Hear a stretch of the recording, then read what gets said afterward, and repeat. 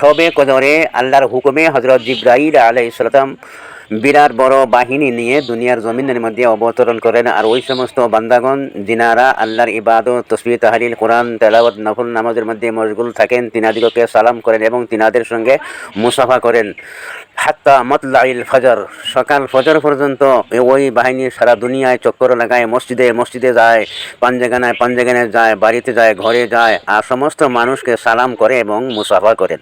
শবে কদরে হজরত জিব্রাইল সাল্লাম বাহিনী নিয়ে যখন দুনিয়ার জমিনে অবতরণ করেন আর আল্লাহর বান্দাদিগকে সালাম করেন, মুসাফা করেন, আর তখন যখন মুসাফা করেন তখন একটি দোয়া আছে, দোয়াটি পড়তে হয়। দোয়াটি হলো আল্লাহুম্মা ইন্নাকা আফুবুন তুহিব্বুল আফওয়া ফা'ফু আন্নি।